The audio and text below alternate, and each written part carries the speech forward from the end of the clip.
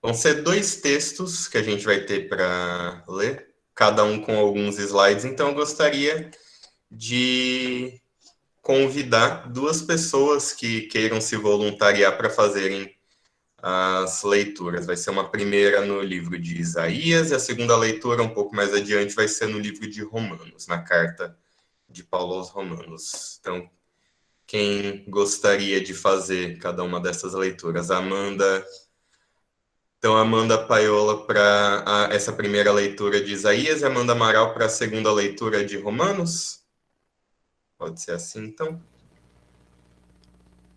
Então, vamos lá. Isaías 55, de 8 a 13.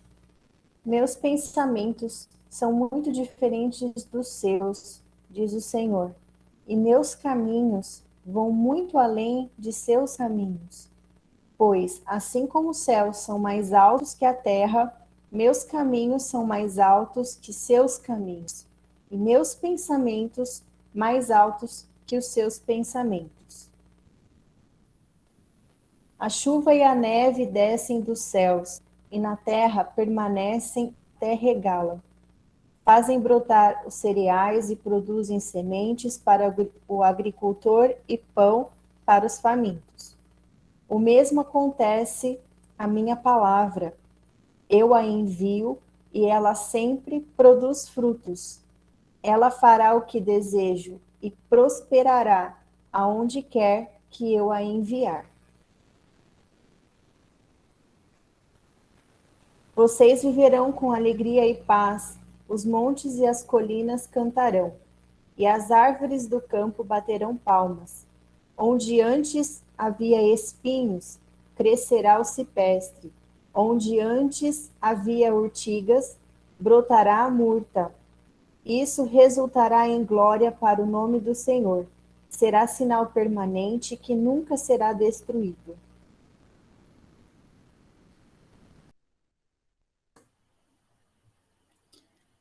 E sabemos que Deus faz todas as coisas cooperarem para o bem daqueles que o amam e que são chamados de acordo com seu propósito. Pois Deus conheceu de antemão os seus e os predestinou para se tornarem semelhantes à imagem de seu Filho, a fim de que ele fosse o primeiro entre muitos irmãos. Depois de predestiná-los, ele os chamou, e depois de chamá-los, os declarou justos, e depois de declará-los justos, lhes deu sua glória. Que podemos dizer diante de coisas tão maravilhosas? Se Deus é por nós, quem será contra nós? Se ele não poupou nem mesmo seu próprio filho, mas o entregou por todos nós, acaso não nos dará todas as outras coisas? Quem se atreve a acusar os escolhidos de Deus? Ninguém, pois o próprio Deus nos declara justos diante dele. Quem nos condenará, então? Ninguém, pois Cristo Jesus morreu e ressuscitou e está sentado no lugar de honra, à direita de Deus, intercedendo por nós. O que nos separará do amor de Cristo? Serão aflições ou calamidades, perseguições ou fome, miséria, perigo ou ameaça de morte? Como dizem as Escrituras, por causa de ti enfrentamos a morte todos os dias. Somos como ovelhas levadas para o matadouro. Mas apesar de tudo isso, somos mais que vencedores por meio daquele que nos amou. E estou convencido de que nem morte, nem vida, nem anjos, nem demônios, nem o que existe hoje, nem o que virá no futuro, nem poderes, nem altura, nem profundidade, nada em toda a criação jamais poderá nos separar do amor de Deus revelado em Cristo Jesus, nosso Senhor. Amém. Muito obrigado pelas leituras. Gostaria de convidar a Mayra nesse momento para ir finalizando a preparação para nos conduzir na mensagem dessa manhã. E antes de a Mayra começar a pregação, eu gostaria de fazer uma oração por você. Senhor, nós te agradecemos, te engrandecemos porque o Senhor nos reuniu aqui, estamos todos juntos por causa do Senhor, por causa do teu nome, e queremos te pedir em especial que o Senhor conduza nesse momento a Mayra, que Senhor facilite toda a comunicação em tudo aquilo que ela preparou, tudo aquilo que o Senhor colocou no coração dela para partilhar conosco nessa manhã de hoje, Deus. Queremos te pedir que o Senhor fale aos nossos corações por meio dela. Que a boca dela seja a tua boca e as palavras que ela pregar sejam as tuas palavras direcionadas para nós, Deus, e que nós estejamos prontos e dispostos para ouvir e receber a tua voz dessa forma, como a tua voz. Que o Senhor fale por meio dela tudo aquilo que o Senhor quiser e que o Senhor, que somente aquilo que o Senhor quiser seja falado, Deus, e nada além disso. Nós te pedimos em nome do nosso Senhor Jesus Cristo, que se entregou por nós e por meio de quem nós podemos ter essa certeza de que nada pode nos separar do teu amor. Em nome de Jesus é que nós oramos. Amém. Má, então pode vir para cá, a gente vai conversar, Má vai falar um pouquinho para a gente então, desse tema de pé no chão. Convite para tirar os sapatos. Muito bem, bom dia, pessoal. Tudo bem? Primeiro de tudo, eu vou pedir muita paciência de todo mundo, porque hoje realmente aqui a minha conexão está muito desafiadora. E aí vou começar eu mesma no desafio que eu vou propor para vocês hoje, desse de pé no chão, um convite para tirar os sapatos. Eu estou sem, eu não vou mostrar aqui na câmera, mas estou sem os sapatos.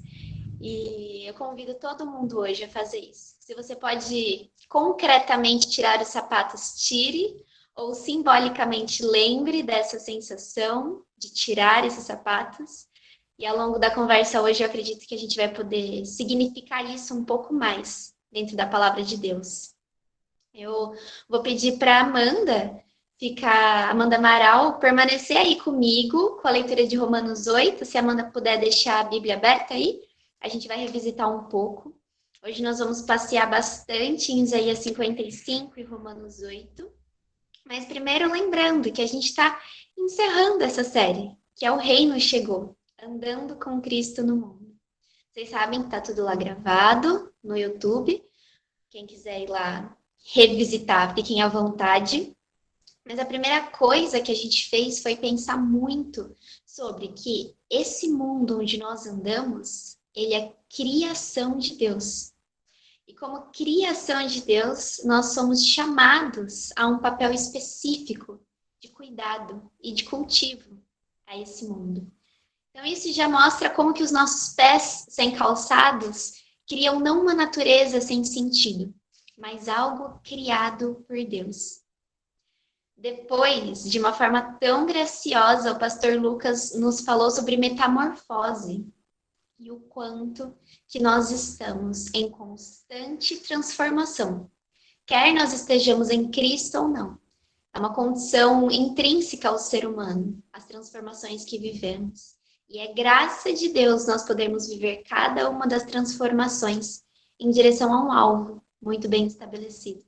Um caminho aberto não por nós, mas pelo sacrifício, pela entrega de Cristo na cruz. Através disso, nós podemos nos metamorfosear na figura de Cristo. E é assim que também os nossos pés tocam o chão. A gente se transforma daqueles que usam o sapato para aqueles que tiram os sapatos e nos transformamos nesse ato. E aí, por fim, com o Abner, nós falamos sobre a espiritualidade do cuidado. E aqui em duas dimensões, entendendo o quanto que nós precisamos ser cuidados por Deus, o quanto nós dependemos. Não é gratuitamente que ele se chama de bom pastor e nos coloca no lugar de ovelhas. As ovelhas que são completamente dependentes, como Abner disse, se caem de costas, não se levantam sozinhas. E é assim que somos chamadas por Deus. Então, somos chamados a reconhecer a nossa fragilidade e a nossa dependência desse Criador, transformador e redentor. E também somos chamados a cuidar um dos outros. E nesse ato de tirar os sapatos, pisar no chão, muito provavelmente nós estamos acompanhados. Inclusive, vocês podem ter certeza que se nós estivéssemos lá na Casa Céu, nós não estaríamos hoje dentro da sala, mas nós estaríamos lá fora, cada um sentado numa muretinha, num pedaço de chão, na calçada, na grama. Estaríamos ali amontoados, aglomerados, se pudéssemos, com certeza com os pés no chão. Então aqui a gente traz o nosso corpo uns com os outros. E é assim que hoje a gente começa essa reflexão de pé no chão. Essa é a temporada da criação. Então, diversas igrejas ao redor do mundo estão celebrando o cuidado à criação nesse mês de setembro. E hoje é um dia dedicado às montanhas, aos montes, aquelas coisas enormes, fisicamente robustas, que parecem que jamais mudam, mas que também estão em constante transformação.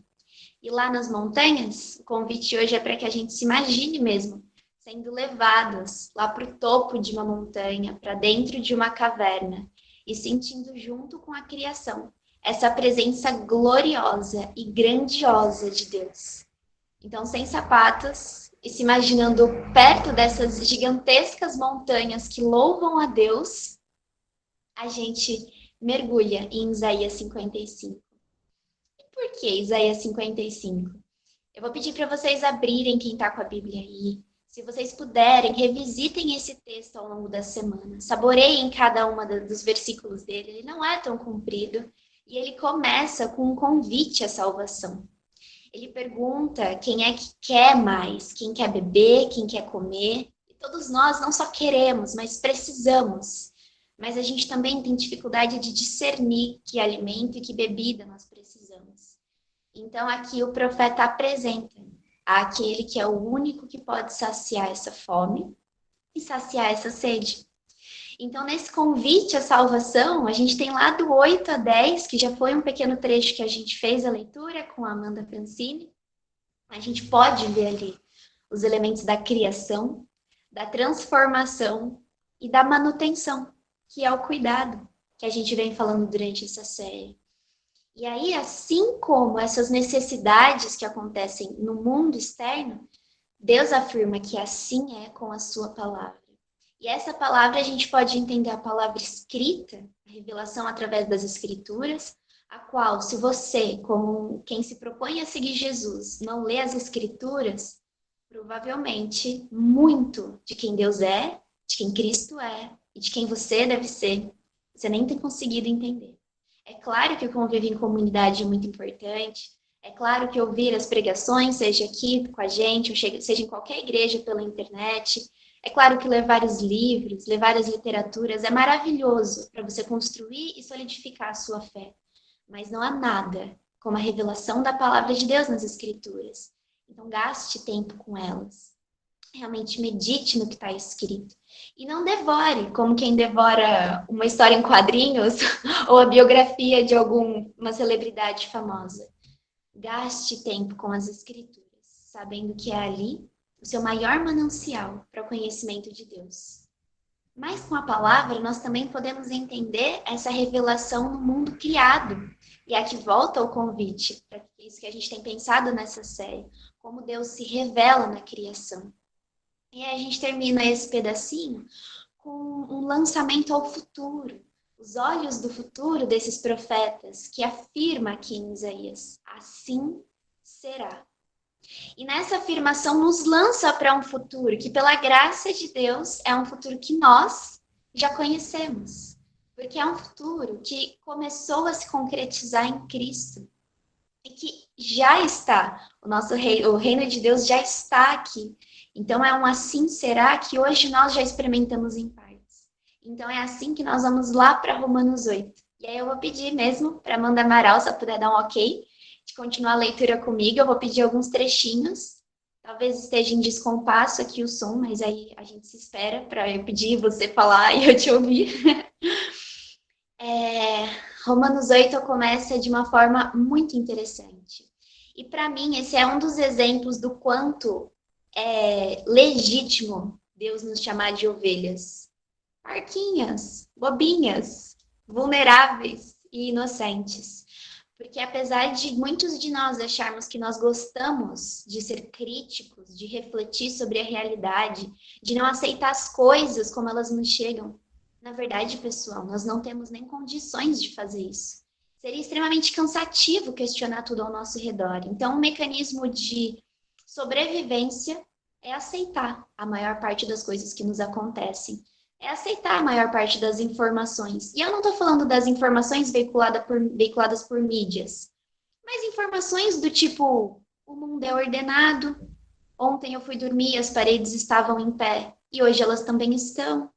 Essa mesa onde minhas coisas estão apoiadas estava em pé e continua.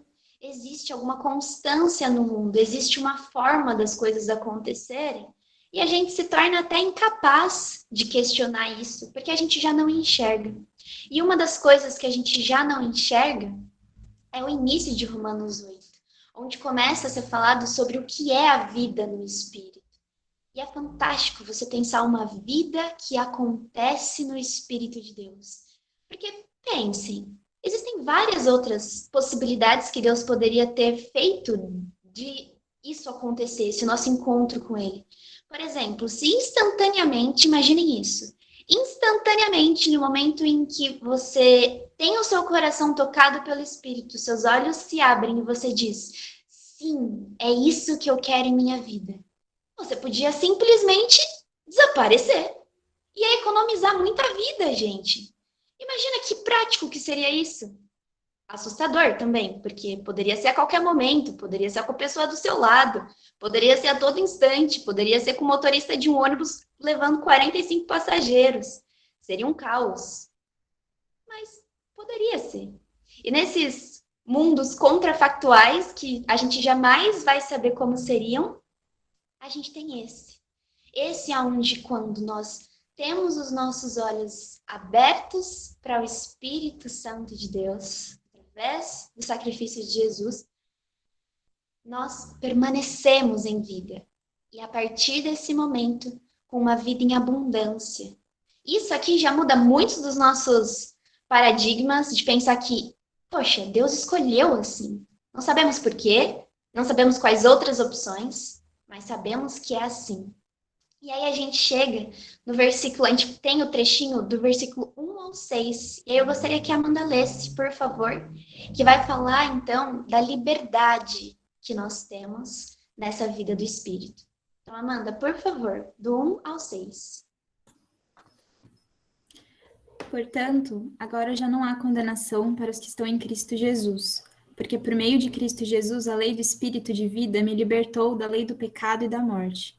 Porque aquilo que a lei foi incapaz de fazer por estar enfraquecida pela carne, Deus o fez, enviando o seu próprio Filho, à semelhança do homem pecador, como oferta pelo pecado. E assim condenou o pecado na carne, a fim de que as justas exigências da lei fossem plenamente satisfeitas em nós, que não vivemos segundo a carne, mas segundo o Espírito. Quem vive segundo a carne tem a mente voltada para o que a carne deseja, mas quem vive de acordo com o Espírito tem a mente voltada para o que o Espírito deseja. A mentalidade da carne é morte, mas a mentalidade do Espírito é vida e paz.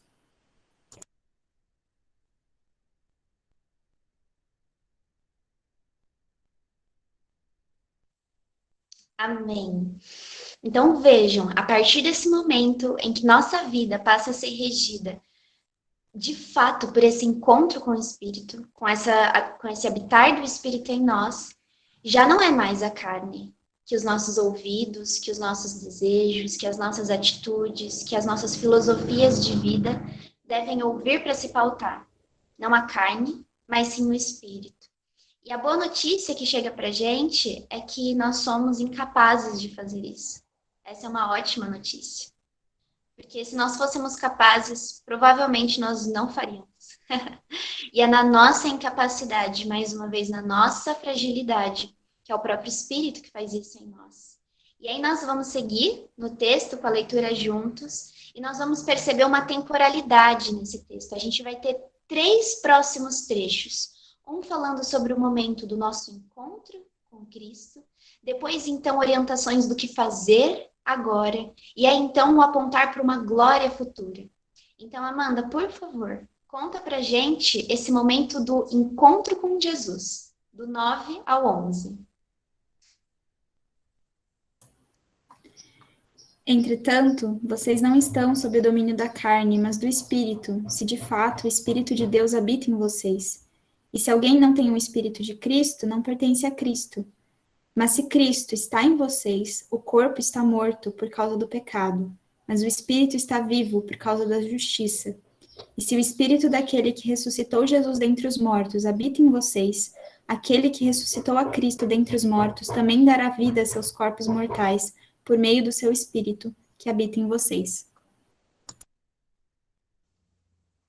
Percebam a grandiosidade disso, pessoal.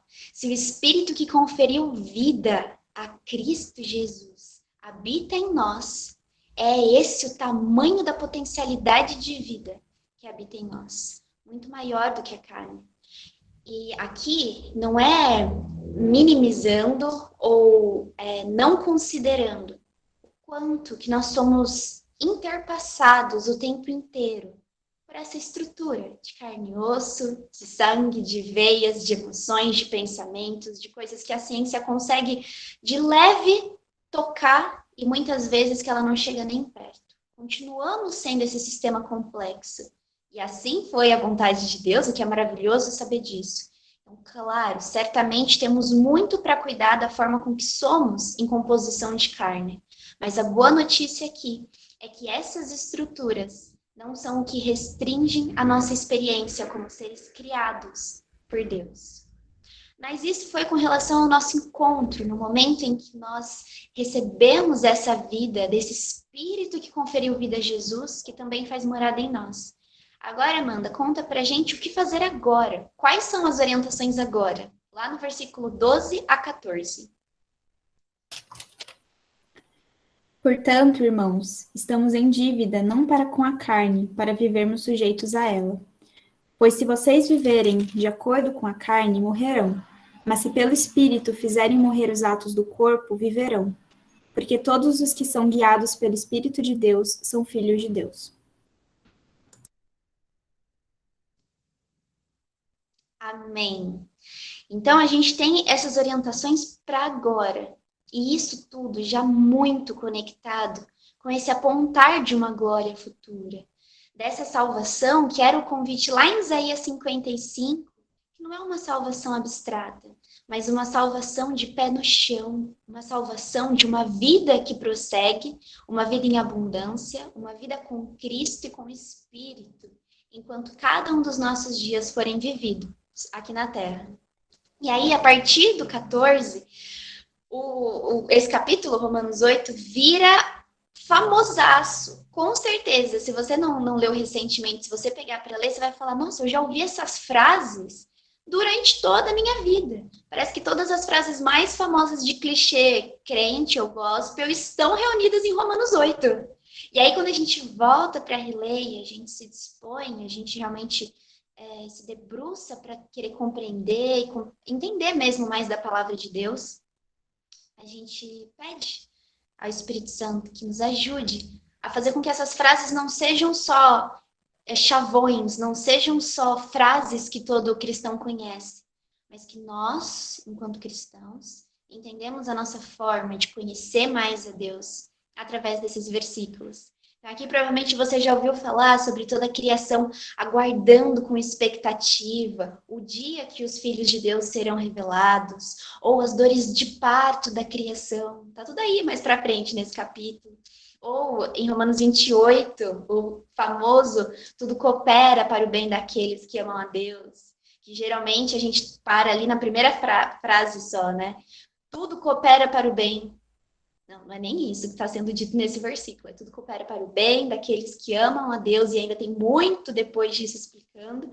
E amanhã, inclusive, eu já vou deixar o spoiler, que nós vamos ter uma mensagem pastoral muito especial com relação a esse versículo. E uma coisa que a gente pode já começar a pensar aqui nessa frase é que existe uma condicional nessa frase muito importante, que são aqueles que amam a Deus.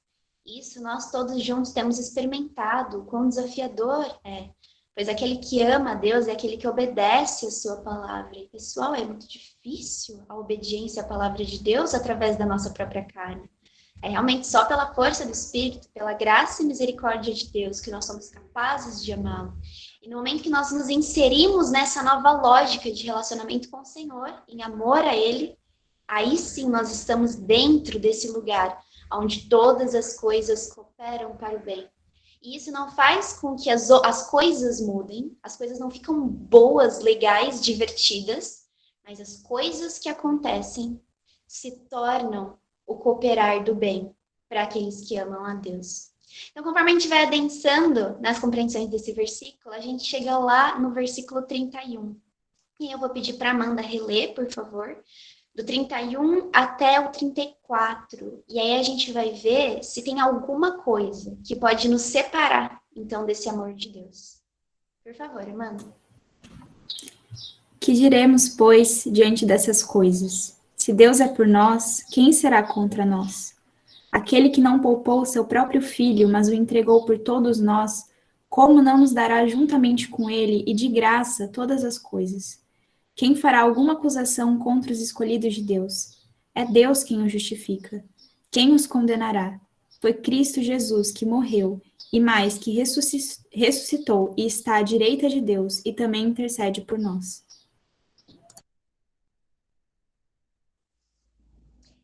Esse trecho, eu não sei para vocês, mas para mim, ele é muito desafiador. Porque ele tem uma sequência de afirmações extremamente grandes, de coisas desafiadoras, gigantescas para o nosso tamanho humano, mas que nada disso vai nos separar do amor de Deus. É essa afirmação. É isso que a gente pode receber como uma característica de quem esse Deus é. Que não só ama a criação, mas que toda a criação foi feita por causa desse amor. Eu li uma metáfora no Quatro Amores, que é um livro que eu estou estudando com a Bia. Não vi nem se ela está aqui hoje, se Pauline. Que o amor de Deus é como um vinho derramado em uma taça, que ao ser derramado forma a própria taça que o contém. É esse o tamanho do amor de Deus por nós, que nos cria simplesmente pelo amor desse relacionamento, por esse transbordar da sua presença. Então, é disso que nada pode nos separar. É grandioso e eu gostaria muito que fosse fácil para mim e para cada um de vocês entender isso. Mas, ao mesmo tempo, no nosso dia a dia, nós temos coisas que nos separam, primeiro, dos nossos hábitos com Deus. Aquelas coisas como acordar atrasado, acordar cansado, ter um compromisso logo cedo, que impedem que a primeira coisa que nós pensemos ao abrir os olhos seja a gratidão a Deus, porque os nossos olhos vão se abrir. E às vezes alguma coisa muito simples nos separa desse ato que seria tão precioso para o nosso início do dia. Ou então, a sua rotina corrida, que impede você de parar e na sua cabeça talvez não caiba nem 5 minutos de uma leitura bíblica, porque não ia dar tempo. Então, tira a gente de uma oração, tira a gente de uma leitura. E também talvez a gente está tão imerso nos nossos compromissos e nas nossas agendas apertadas que não cabe o encontro com uma pessoa que simplesmente passou por você ou que você sabe que precisa de um apoio, mas infelizmente agora você não pode. E aí você não se dispõe a uma conversa, a um ombro amigo. Talvez por qualquer motivo você não dá comida a quem precisa comer, você não dá água a quem precisa de beber, você não dá roupa a quem precisa vestir ou quem precisa aquecer. E aos poucos a gente vai criando uma forma de vida que, numa primeira instância, não é separada do amor de Deus, porque nós sabemos da força desse amor, mas de uma forma prática, de uma forma cotidiana, onde a nossa vida cristã é chamada para ser, com esses pés no chão, a gente percebe que passamos um dia, e esse dia se vira uma semana, e essa semana vira um mês, e aí você pisca e olha para trás, e talvez toda a sua vida foi separada desse amor de Deus. Não no sentido que você não quis ou que você não quis aceitar esse amor, mas que você não experienciou, que você não partilhou desse convite de Deus para fazer parte concreta desse amor, para fazer aos seus pequeninos aquilo como se fosse para o Senhor. Não fazer para o seu chefe, não fazer para o seu grupo de trabalho, não fazer porque são as pessoas que moram com você, porque é sua família, mas porque todas essas coisas teriam sido feitas como que ao Senhor. E isso de uma forma velada, de uma forma que às vezes nem nos constrange. Às vezes a gente pensa assim, que os nossos hábitos de disciplina cristã foram se perdendo, ou que a gente começou a ter outros critérios para escolher a nossa profissão, outros critérios para escolher a cidade onde nós íamos morar, ou que bens comprar, que casas ou carros. Os nossos critérios mudaram e deixaram de ser o amor a Deus antes de todas as coisas, o serviço, o engajamento com a nossa comunidade. Aos poucos tudo isso foi se perdendo. E de uma forma sutil, o nosso amor a Deus foi sendo rompido. Mas a gente volta à boa notícia de que nenhuma daquelas gigantescas e grandiosas, e nem essas coisas, são capazes de nos separar desse amor de Deus. Porque isso não é algo que nós vamos fazer, é algo que o próprio Deus já sabe. É esperado que nós façamos isso, que nos afastemos da cruz, que nos afastemos constantemente desse manancial de vida. E é essa graça, essa misericórdia desse Deus trino, todo-poderoso, Criador dos céus e da terra, que é tudo isso e não nos deixa só. Que a sua promessa de fidelidade nos traz para si todos os dias. É com essa boa notícia que nós podemos contar. E aí o convite hoje de tirar os sapatos é simbolicamente se despir dessas coisas que possivelmente nos tiram do foco da cruz, nos levam para o foco de qualquer outra coisa e nos fazem perder a maravilhosa experiência de experimentar essa vida em abundância, de aceitar esse convite à salvação lá de Isaías. E aí um aprendizado que o Tom já nos deixou no grupo de estudo bíblico, aqui já para encaminhar para o encerramento, que é com relação a não é o quanto você sabe do Evangelho, não é o quanto a sua vida é organizada para o serviço, o quanto você é engajado na igreja. Não é disso tudo que depende a sua salvação. Podem ter certeza. Mas tudo isso nos auxilia a ter mais convicção de quem é o Deus ao qual nós servimos. O que significa o fato de que Ele nos amou primeiro. Organizar a nossa vida dentro de todas essas coisas e entender que sim, muitas vezes nós vamos querer sair correndo para longe do amor de Deus, a obediência da sua palavra. Mesmo nós querendo fazer isso, é um amor que nos traz para a sua presença. Saber disso tudo não é o que depende da nossa salvação, mas é o que nos traz mais convicção para viver a nossa vida cristã e viver e andar com Cristo no mundo. Então é assim hoje que eu gostaria de encerrar as reflexões da série, que essa forma que nós temos de andar com Cristo no mundo seja sem os nossos sapatos. Que se nada uma dessas coisas gigantescas que nós lemos podem nos separar do amor de Deus, que não sejam simbolicamente os nossos sapatos que vão fazer isso. As nossas pequenas coisas, aquelas coisas que são tão insignificantes no momento realmente da dor, da despedida, no momento em que os nossos olhos fecham, a gente se despede dos nossos queridos. Que nada disso nos separe do amor de Deus, tão grandioso e tão maravilhoso. Eu gostaria de hoje nós encerrarmos esse momento da pregação com uma oração de confissão. Então eu vou pedir já para o Abner partilhar de novo a tela com o slide. Então, nós vamos, cada um no seu minutinho de silêncio, pensar um pouco sobre tudo isso e orar a Deus, apresentando esse desejo de estar com Ele, de ser dependente completamente desse amor gracioso e misericordioso. E antes disso, eu gostaria de contar uma pequena coisa para vocês, uma história que eu lembrei e que ilustra muito bem para mim esse momento de lembrar que estamos esperando ao Senhor. Durante o tempo que eu vivi em Portugal, eu vivi uma experiência muito diferente com relação à espera. Uma forma muito diferente de organizar o tempo e saber que existia uma data final para eu estar num determinado lugar. E quando a gente está no nosso lugar de origem, a gente não pensa que tem um dia final. Esse dia existe, está na agenda de algum lugar. Pode não estar na nossa agenda, não é conhecido para nós. Mas existe esse dia final. E quando você está tão fora do seu lugar, da sua casa, e você sabe qual é a data limite, É outra forma de organizar as coisas. Então eu pensava muito sobre a espera e surgiu dali daquele momento uma peça de teatro chamada Para Além, que alguns dos irmãos tiveram a oportunidade de assistir. E nesse Para Além contava a história de várias pessoas esperando por várias coisas.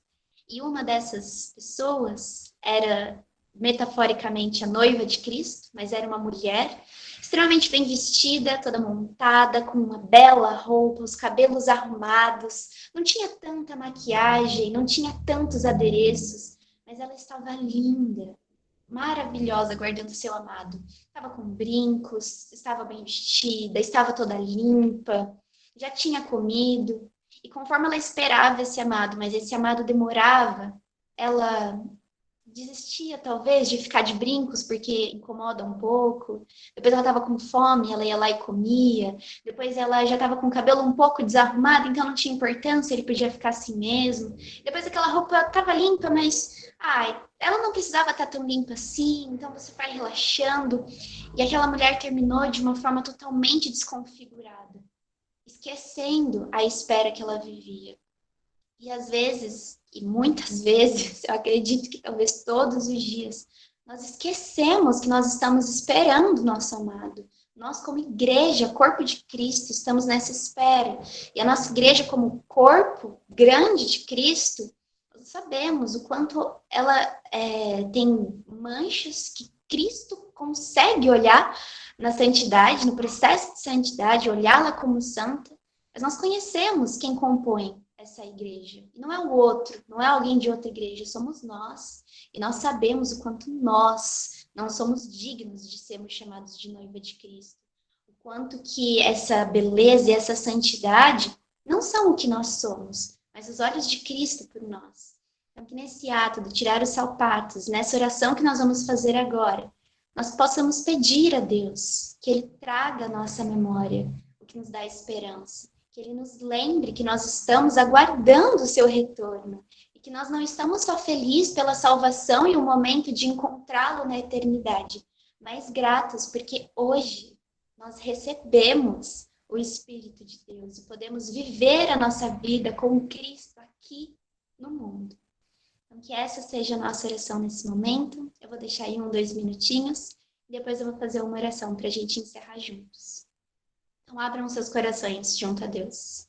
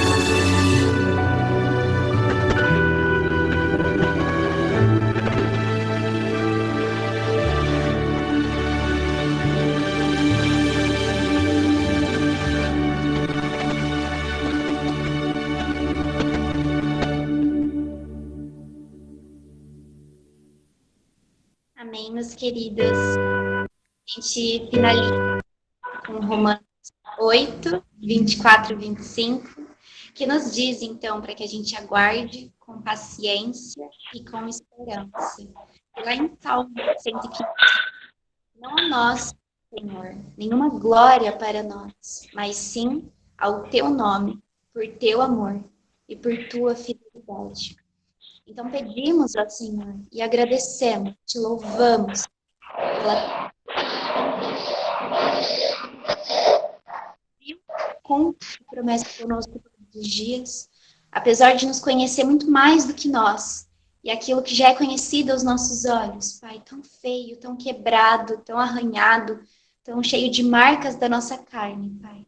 Ainda assim, o Senhor olha para nós como suas criaturas amadas, queridas, e nos traz para perto de Ti. Nós te louvamos por isso, agradecemos pelo sacrifício do Teu Filho na cruz, e por como isso nos concede, Pai, a vida eterna. Que o Teu Santo Espírito, de fato, Pai, faça morada em nossos corações, nos permita vida e vida em abundância. Que os nossos pés, Senhor, possam estar no chão e os nossos olhos, Pai, na eternidade. Em nome do Teu Filho Jesus Cristo. Amém. Amém. E por falar em estar com os olhos na eternidade, vamos, nesse momento, para mais essa oração cantada, para que realmente nós sejamos fortalecidos pelo nosso Deus e nos dediquemos a estarmos mais próximos a Ele através do nosso agir, através dos nossos hábitos, nos preparando até esse momento em que nós nos encontraremos com Ele. Então vamos lá.